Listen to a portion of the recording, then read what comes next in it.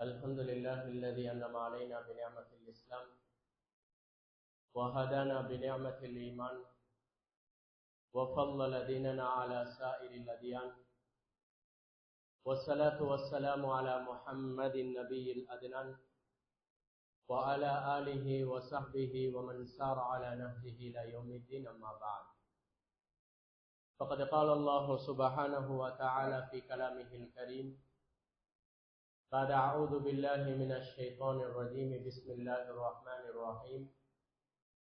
يا أيها الذين آمنوا اتقوا الله حق تقاته ولا تموتن إلا وأنتم مسلمون. صدق الله العلي العظيم. وقال نبينا وحبيبنا وشفيعنا ومولانا محمد صلى الله عليه وسلم: اتق الله حيثما كنت. رواه الترمذي أو كما قال عليه الصلاة والسلام. புகழனைத்தும் இவ்வுலகத்தை படைத்து பரிபாலித்துக் கொண்டிருக்கும் வல்ல நாயகன் அல்லாஹுக்கே உரித்தாகட்டும். சலாத்தும் சலாமும் இவ்வுலகத்துக்கு நேர்வழி காட்டுவதற்காக வேண்டி வந்துதித்த என் உயிரிலும் மேலான முஹம்மதை முஸ்தபா அஹ்மதை முஜ்தபா ஸல்லல்லாஹு அலைஹி வஸல்லம் அன்னவர்கள் மீதும், அன்னவர்களை பின்பற்றிய உத்தம சஹாபாக்கள், தாபிஊன்கள், தபா தாபிஈன்கள், கயாமத்து நாள் வரைக்கும் மன்னார்களை பின்பற்றக்கூடிய முஸ்லிமான முஃமினான ஆண்கள் பெண்கள் அனைவர்கள் மீதும் உண்டாவதாக. புனித ஜும்மாவுடைய கடமையை நிறைவேற்றுவதற்காக வேண்டிய இல்லமாம் அல்லாஹின் மாளிகையிலே இஅ்திகாஃபுடைய நியத்துடன் அமர்ந்திருக்கக்கூடிய அன்பர்களே, நண்பர்களே, அல்லாஹ்வின் நல்லடியார்களே, ரப்புல் இஸ்ஸத் அல்லாஹ் ஜல்ல ஜலாலுஹு வனவாலுஹு எந்த விடயங்களை எடுத்து நடக்கும்படி சொல்லியிருக்கிறானோ அந்த விடயங்களை எடுத்து நடந்து கொள்ளும்படியும், எதனை வேணாம் விட்டுவிடுங்கள், இது உங்களுக்கு ஆகாது என்பதாக அல்லாஹும் அல்லாஹுடைய தூதர் ஸல்லல்லாஹு அலைஹி வஸல்லம் அவர்களும் நம்மை தடுத்திருக்கின்றார்களோ அந்த விடயங்கள் நம்முடைய புத்திக்கு படாட்டியும் சரி, முற்றுமுழுதாக தவிர்ந்து கொள்ளும்படி முதலாவதாக எனக்கும் அப்பால் உங்களுக்கும் வசியத்தும் நசீகத்தும் செய்து கொள்கின்றேன். மேலான கண்ணியத்துக்குரிய கனவான்களே, சகோதரர்களே, அல்லாஹ்வின் நல்லடியார்களே, ரப்புல் இஸ்ஸத் அல்லாஹ் ஜல்ல ஷானஹு வ தஆலா நம்மை மனிதர்களாக படைத்து பூமிக்கு மேலால் வாழுவதற்கு ஒரே ஒரு சந்தர்ப்பத்தை தந்திருக்கிறார். இந்த சந்தர்ப்பத்தை ரப்புல் இஸ்ஸத் அல்லாஹ் எதற்காக வேண்டி தந்திருக்கிறான், நானும் நீங்களும் என்ன செய்ய வேண்டும் என்பதை ரப்புல் இஸ்ஸத் அல்லாஹ் குர்ஆனினூடாக அழகாக தெளிவுபடுத்தியிருக்கிறார். ஒரு மனிதனுக்கு அவனுடைய வாழ்க்கை சம்பந்தப்பட்டு ஏற்படக்கூடிய எல்லா கேள்விகளும், நான் எதற்காக வேண்டி படைக்கப்பட்டிருக்கிறேன், இந்த வாழ்க்கை எனக்கு எதற்காக வேண்டி கொடுக்கப்பட்டிருக்கிறது, நான் ஏன் இந்த பூமிக்கு அனுப்பப்பட்டிருக்கிறேன், பூமியில் நான் என்ன செய்ய வேண்டும், என்னுடைய வாழ்க்கையின் நோக்கம்தான் என்ன, எப்படி என்னுடைய வாழ்க்கையை ஆக்கிக் கொள்ள வேண்டும் போன்ற மனிதனுக்கு அவனுடைய வாழ்க்கை சம்பந்தப்பட்ட எல்லா கேள்விகளுக்கும் உண்டான பதிலை ரப்புல் இஸ்ஸத் அல்லாஹ் குர்ஆனுடைய ஒரு ஆயத்தின் மூலமாக தெளிவுபடுத்துகிறார். வமா ஹலக்துல் ஜின்ன வல் இன்ஸ இல்லா லியஅபுதூன். மனிதர்களே, நாம் உங்களையும் ஜின் இனத்தையும் எங்களுடைய இபாதத்துக்காக வேண்டி அன்றி வேறு எதற்காக வேண்டியும் படைக்கவில்லை என்பதாக மனிதனை ஜின்னை படைத்த நோக்கத்தை பற்றி ரப்புல் இஸ்ஸத் அல்லாஹ் பேசி மனிதனுடைய வாழ்க்கை சம்பந்தப்பட்ட அத்தனை கேள்விகளுக்குண்டான பதில்களையும் ரப்புல் இஸ்ஸத் அல்லாஹ் இல்லா லியஅபுதூன் என்ற அந்த வார்த்தையினூடாக தெளிவுபடுத்துகிறார். மனிதன் கேட்கிறான், நான் என்னத்துக்கு உலகத்துக்கு அனுப்பப்பட்டேன், என்ற வாழ்க்கையின் நோக்கம் என்ன, எப்படி என்னுடைய வாழ்க்கையை ஆக்கிக் கொள்ள வேண்டும், அத்தனைக்கும் பதில் இந்த ஆயத்திலே இருக்கின்றது. அபுதியத் என்று சொல்லப்படக்கூடிய, உபூதியத் என்று சொல்லப்படக்கூடிய, இபாதத் என்று சொல்லப்படக்கூடிய ரப்புக்கு முன்னால் உண்மையான அடிமைத்துவத்தை நானும் நீங்களும் நிலைநிறுத்தி காட்டுவதற்காக வேண்டிதான் ரப்புல் இஸ்ஸத் அல்லாஹ் இந்த வாழ்க்கையை தந்து என்னையும் உங்களையும் இந்த பூமிக்கு அனுப்பி வைக்கிறது. ஆக மேலானவர்களே, ஒரு தொழிலாளி எப்படி அவருடைய முதலாளிக்கு முன்னால், ஒரு அடிமை தன்னுடைய எஜமானுக்கு முன்னால் எப்படி நடந்து கொள்வாரோ அதனை விட பல மடங்கு மேலா ரப்புல் இஸ்ஸத் அல்லாஹுக்கு முன்னால் நானும் நீங்களும் எல்லா கட்டங்களிலும், யா அல்லாஹ் நீ என்னுடைய ரப், நான் உன்னுடைய அடிமை என்ற அந்த வாழ்க்கையை நிரூபித்து காட்டுவதற்காக வேண்டிதான் வாழ்க்கை தரப்பட்டது.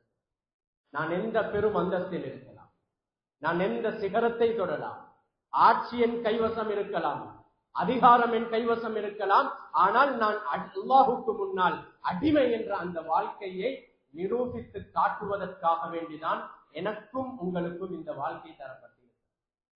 ஆக மேலானவர்களே, பூமிக்கு மேலால் யாரெல்லாம் இந்த வாழ்க்கை எதற்காக வேண்டி தரப்பட்டதோ அந்த நோக்கத்தை விளங்கி அதன்படி செயல்படுவார்கள் என்றார், அல்லாஹுவை திருப்திப்படுத்துவதற்காக, அல்லாஹுவை சந்தோஷப்படுத்துவதற்காக, அல்லாஹுடைய திருப்தியை நெருக்கத்தை அடைந்து கொள்வதற்காக, யா அல்லாஹ் எல்லா நேரங்களிலும் நீ என்னை பார்த்து கொண்டிருக்கிறாய் என்ற சிந்தனையுடையவர்களாக நாங்கள் வாழக்கூடிய நேரத்தில் கண்ணியமானவர்களே, ரப்புல் இஸ்ஸத் அல்லாஹ் குர்ஆனினூடாக எங்களுக்கு பல நன்மாராயங்களை சொல்லிக் கொண்டார். அதற்கு மாற்றமாக அடிமைத்துவ வாழ்க்கையை மறந்து தன்னுடைய நப்சானியத்துக்கும் மனோ இச்சைக்கும் தன்னுடைய சூழலுக்கும் தனக்கு ஏற்ற முறையில் நிலைமைகளுக்கு தோதுவாக யாரெல்லாம் நடந்து கொள்வார்களோ, அடிமை என்ற அந்த உணர்வில்லாமல் பூமிக்கு மேலால் வாழுவார்களோ, கண்ணியமானவர்களே, அல்லாஹ் பாதுகாக்க வேண்டும். குர்ஆன் அந்த மனிதர்களை பார்த்து, அந்த முஃமின்களை பார்த்து, அந்த முஸ்லிம்களை பார்த்து பல எச்சரிக்கைகளை செய்து கொண்டிருக்கின்றது என்ற உண்மையையும் நாங்கள் விளங்கிக் கொள்ள.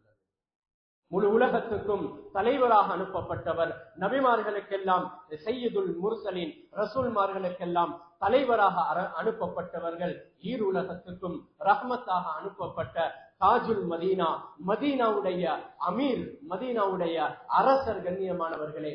ஆனால் சஹாபாக்கள் என்ன சொல்கிறார்கள் தெரியுமா? ஸல்லல்லாஹு அலைஹி வஸல்லம் அவர்களுடைய உட்காரக்கூடிய அந்த முறையை பற்றி சொல்லக்கூடிய நேரத்தில் சொல்லுகிறார்கள், ஒரு அடிமை உட்காருவதை போன்றுதான் நபி அவர்களுடைய இருப்பு. அரசருடைய இருப்பு, மதீனாவுடைய அமீருடைய இருப்பு, மதீனாவுடைய தலைவருடைய இருப்பு கண்ணியமானவர்களே ஒரு அடிமை உட்காருவதை போன்று.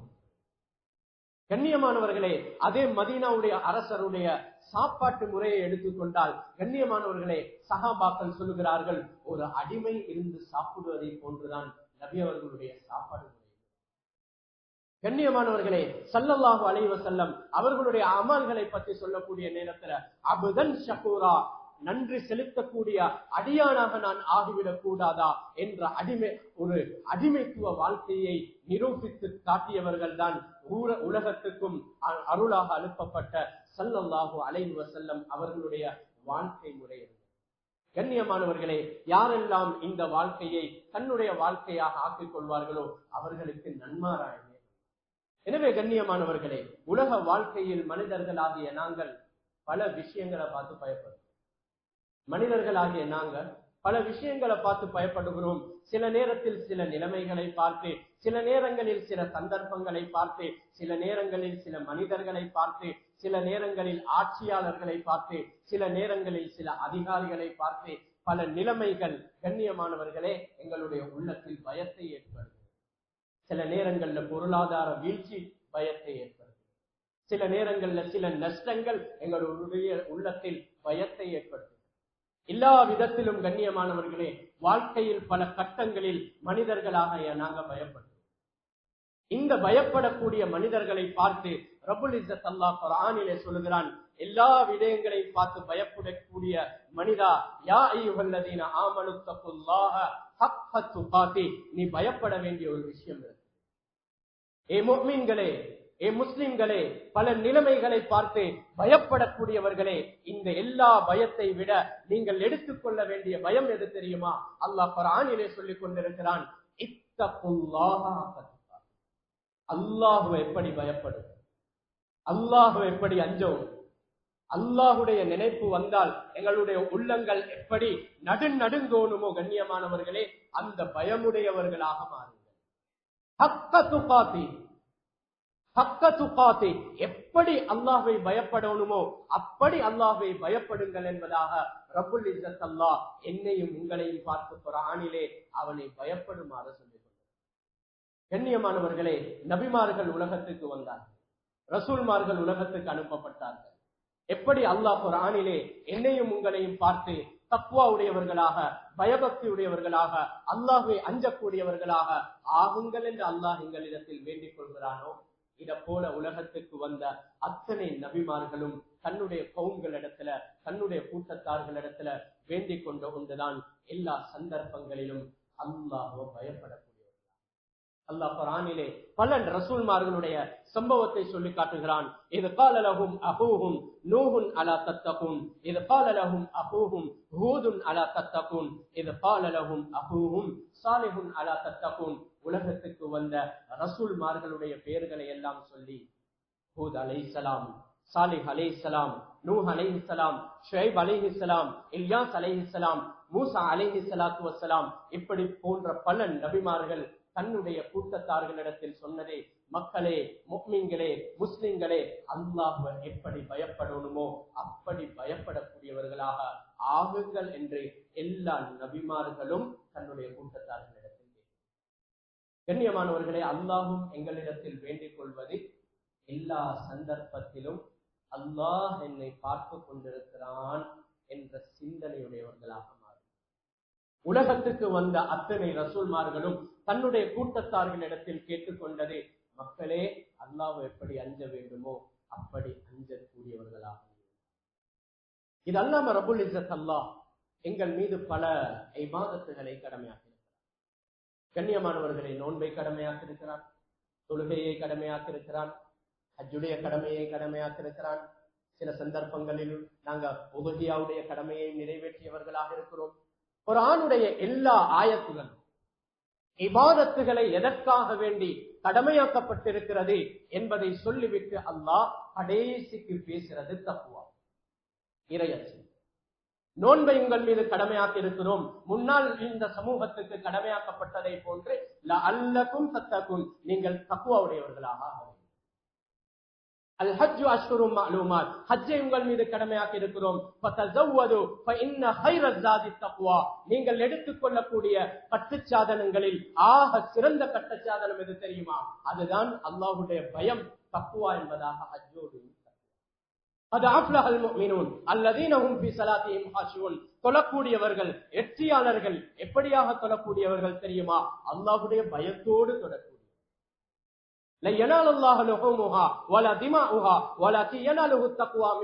உங்களுடைய உதுஹியாவுடைய மாமிசத்தினுடைய இறைச்சியோ இரத்தமோ அல்லாஹ்வை சென்றடைவதில்லை. அதனுடைய எந்த பயபக்தியோட, எந்த பயத்தோட, எந்த அச்சத்தோட, அந்த அல்லாஹ்வுடைய பயத்தோட அந்த அமலை நிறைவேற்றுகிறீர்களோ அந்த அச்சம்தான் அல்லாஹ்வை சென்றடையும் என்று சொல்லி எல்லா அமல்களோடையும் அல்லாஹ் குர்ஆன்ல தக்வாவை அல்லாஹ் வேண்டிக் கொள்வதும் தக்வா.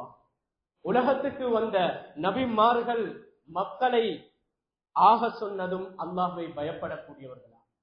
கண்ணியமானவர்களே, எங்களுக்கு கடமையாக்கப்பட்டிருக்கக்கூடிய எல்லா அமல்களும் எதற்காக வேண்டி என்றால் எல்லா சந்தர்ப்பங்களும் வெறுமனே இபாதத்துடைய சந்தர்ப்பத்திற்கு மாத்திரம் அல்ல. நான் தனிமையில் இருந்தாலும், நான் பஜாரில் இருந்தாலும், நான் கொடுக்கல் வாங்கல் செய்தாலும், நான் குடும்பத்தோடு இருந்தாலும், சமூகத்தோடு இருந்தாலும், உள்நாட்டில் இருந்தாலும், வெளிநாட்டில் இருந்தாலும், எல்லா நிலைமைகளிலையும் அல்லாஹ் என்னை பார்த்து கொண்டிருக்கிறான் என்ற சிந்தனையுடையவர்களாக. கண்ணியமானவர்களே, இந்த சிந்தனை இதுக்கு பேர் தான் தக்குவா.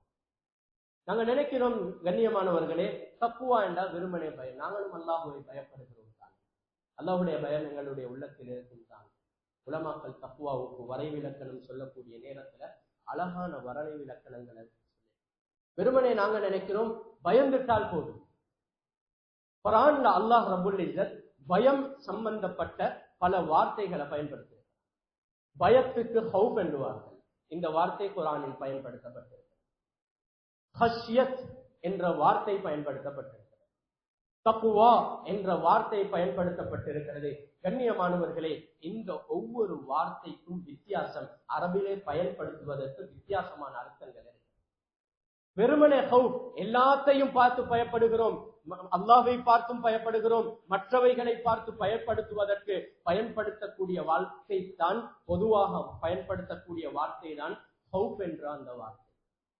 எதை நாங்கள் விளங்கி அதனுடைய பயம் உள்ளத்துக்கு வருகிறதோ அந்த வார்த்தைக்கு ஹஷ்யத் என்பதை அல்லாஹ் பயன்படுத்துகிறார். ஒன்றை விளங்கி அதை பயன்படுது. அல்லாஹுவை விளங்கி அல்லாஹுவை பயன்படுது. இன்னமா யக்ஷல்லாஹ் மின் இபாதிஹில் உலமா. அல்லாஹ்வை அதிகமாக பயப்படக்கூடியவர்கள் யாரு தெரியுமா? உலமாக்கள், அல்லாஹ்வை அறிந்தவர்கள் என்பதாக ரப்புல் இஸ்ஸத் அல்லாஹ் அந்த இடத்தில் ஹஷ்யத் என்ற வார்த்தையை பயன்படுத்துகிறார். இந்த இடத்துல அல்லாஹ் தக்வா என்று அல்லாஹ் பூரா முஃமினான ஆண்கள் பெண்களிடத்தில் வேண்டிக் கொள்கிறான். அதனுடைய அர்த்தம் என்ன என்று சொன்னால், கண்ணியமானவர்களே, வெறுமனே அல்லாஹ்வுடைய பயம் இருக்கின்றது என்பது மாத்திரம் அல்ல. அலி ரலியல்லாஹு அன்ஹு அவர்கள் அழகான வரைவு விளக்கணத்தை சொல்லி காட்டுகிறார்கள். 4 பகுதிகள் இணைந்ததுதான் தப்பு.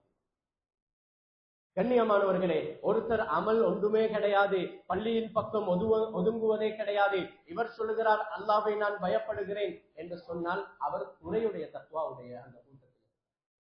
முதலாவது அலி ரலியல்லாஹு அன்ஹு அவர்கள் சொல்லுகிறார்கள், தக்வா என்பது முதலாவது பகுதி அல் ஹவ்ஃபு மினல் ஜலீல்.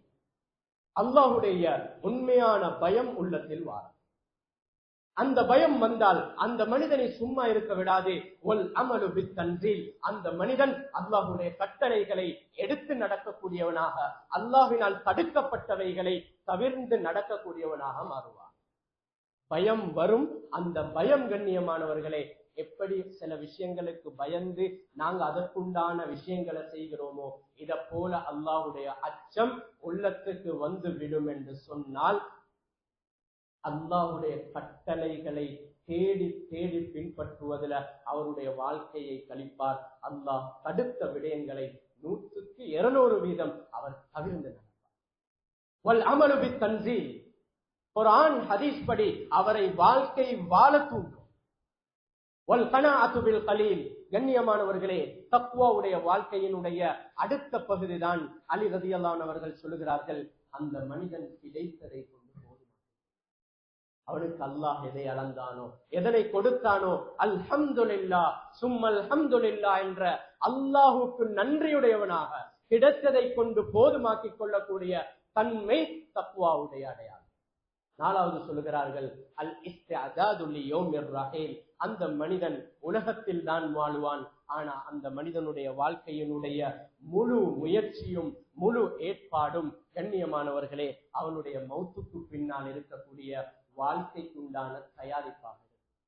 இந்த 4 பகுதியும் அல்லாஹ்வுடைய பயம், அந்த பயத்தோடு எங்களிடத்தில் இருந்து வெளியாகக்கூடிய அமல், கிடைத்ததை கொண்டு போதுமாக்கிக் கொள்வதும், எங்களுடைய முழு ஏற்பாடும் மௌத்துக்கு பின்னால் இருக்கக்கூடிய அந்த நிரந்தரமான வாழ்க்கைக்கு கூடிய தயாரிப்பாக ஆகியிருக்கும் என்று சொன்னால், கண்ணியமானவர்களே, இது தான் அல்லாஹ் நம்மிடத்தில் எதிர்பார்க்கக்கூடிய தக்வா என்பதாக ஹஜ்ரத் அலி ரலியல்லாஹு அன்ஹு அவர்கள் தெளிவுபடுத்துகிறார். ஆக மேலான கண்ணியத்துக்குரிய கனவான்களே, சகோதரர்களே, நாங்கள் எப்படி எல்லா நேரங்களிலும் ஈமானுடையவர்களாக இருக்கிறோமோ, அதே போன்று எங்களுடைய எல்லா நேரங்களிலும் அல்லாஹ் என்னை பார்த்து கொண்டிருக்கிறான் என்ற தன்மையுடையவர்களாக. ஒரு வாப்பா பேசணும், அல்லாஹ் என்ன பார்த்து கொண்டிருக்கிறான்.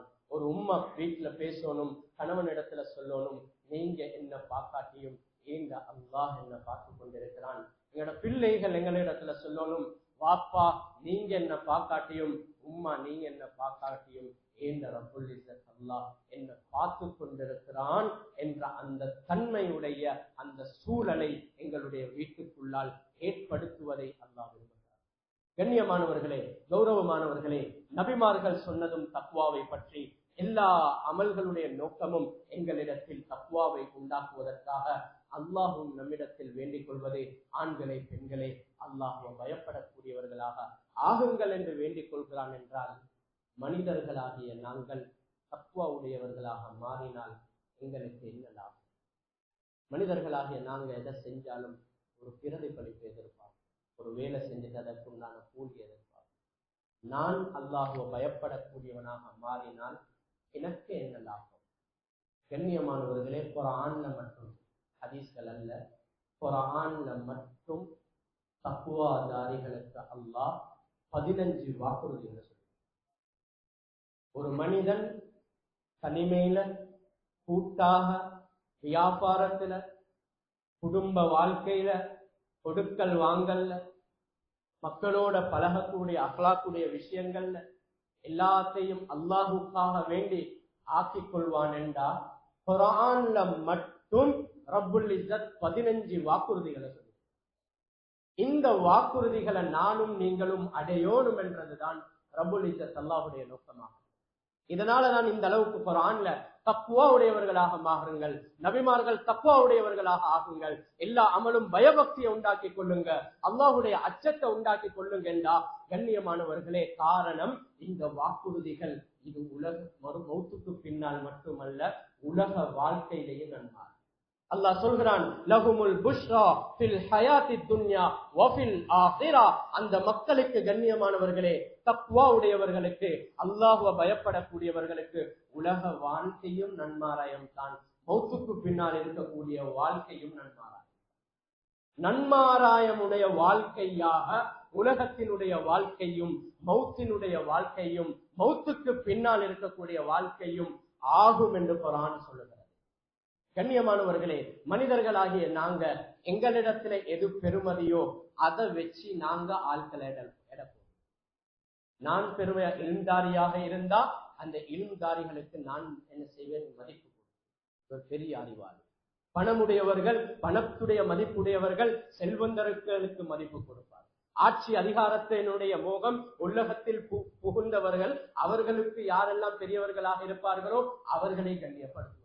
மனிதனுடைய இயல்பு, யாரிடத்துல அவனிடத்துல எது பெருமதியோ அதை வச்சுத்தான் அவன் மனிதர்களிட போடுவான். ரப்புல் இஸ்ஸத் அல்லாஹ் குர்ஆன்ல சொல்கிறான், ஒரு மனிதன் தக்வா உடையவனாக மாறிட்டா, ஒரு வாப்ப தக்வா உடையவராக ஆகிட்டா, இன்ன அக்ரமக்கும் இந்தல்லாஹி அத்காக்கும். கண்ணியமானவர்களே, அவர் ஒரு சாதாரணமான மனிதராக இருந்தாலும் சரி, துனியாவுடைய அமைப்புல மக்களுடைய பார்வையில பெருமதியான ஒரு மனிதனாக இல்லாட்டியும் சரி, ஆனால் அந்த மனிதன் இன்ன அக்ரமக்கும் இந்தல்லாஹ், அல்லாஹ்விடத்துல மிகவும் சங்கையான, மிகவும் கண்ணியமான, மிகவும் உயர்ந்த அந்தஸ்துடைய அடியானாக மாறுகிறான். எதை வைத்து தெரியுமா? அவனுடைய உள்ளத்தில் இருக்கக்கூடிய அல்லாஹ்வுடைய பயத்தை.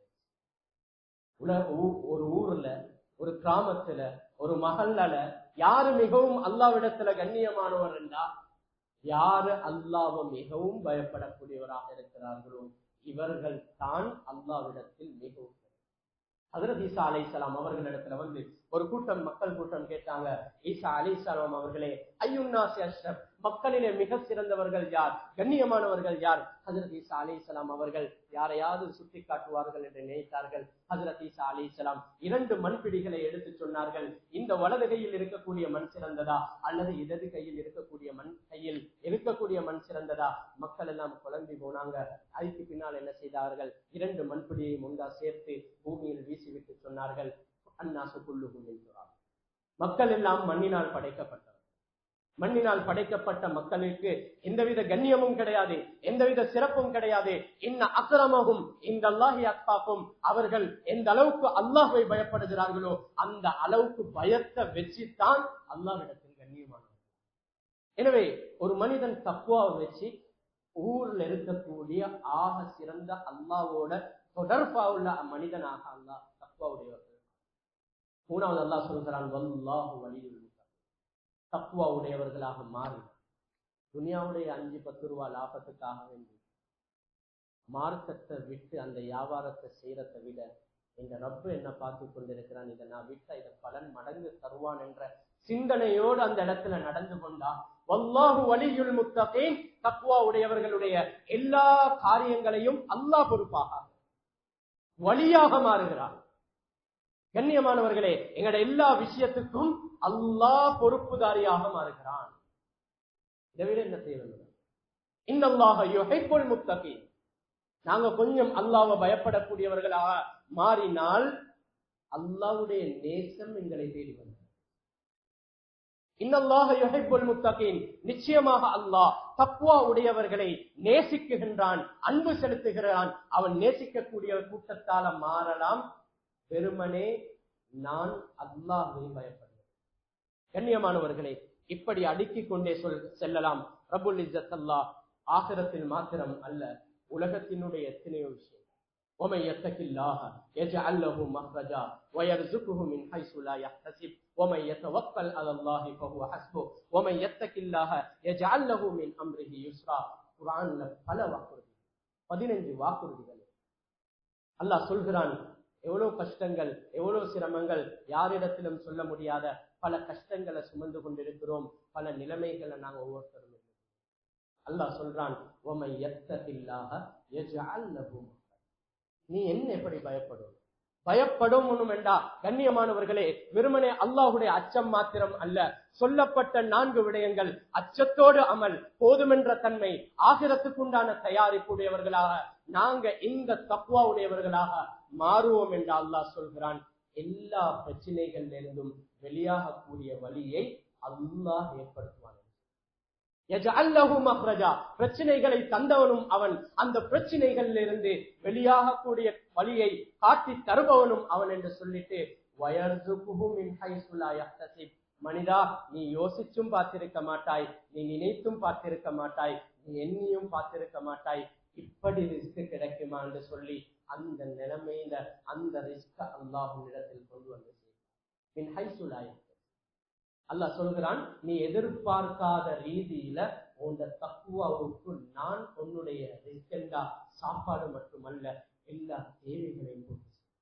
பிரச்சனைகள்ல இருந்து வெளியாகக்கூடிய வழியை அல்லாஹ் தக்வாவோடு இணைக்கிறார். ரிஸ்க்குண்டான வழியை அல்லாஹ் தக்வாவோடு இணைக்கிறார். அல்லாஹ் குர்ஆன்ல இன்னொரு இடத்துல சொல்கிறான், லா யதுர்ருக்கும் கைதுஹும் ஷைஆ, எதிரிகள் என்னத்தான் திட்டம் தீட்டினாலும் தக்வா உடையவர்களாக ஒவ்வொரு முஃமின்களும் பூமிக்கு மேலால் வாழுவார்கள் என்றால் அந்த எதிரிகளுடைய எந்த ஒரு திட்டமும் உங்களுடைய விஷயத்துல செல்லுபடியாகாது. எல்லாமே எல்லாமே நீங்கிவிடும். அவர்களுடைய தீங்குகள் உங்களுக்கு எந்த ஒரு கைசேதத்தையும் ஏற்படுத்த, உங்களுக்கு எந்த ஒரு நோவினையும் ஏற்படுத்த. கண்ணியமானவர்களே, யார் அல்லாஹ்வை எப்படி பயப்படணுமோ அந்த பயத்தோடு தன்னுடைய காரியங்களை செய்வார்களோ, பல மணித்தியாலங்கள் இழுப்பட வேண்டிய வேலைகள் கூட அல்லாஹ் யஜஅல்லஹு மின் அம்ரிஹி யுஸ்ரா, அவனுடைய காரியங்களை லேசு வருகிறது.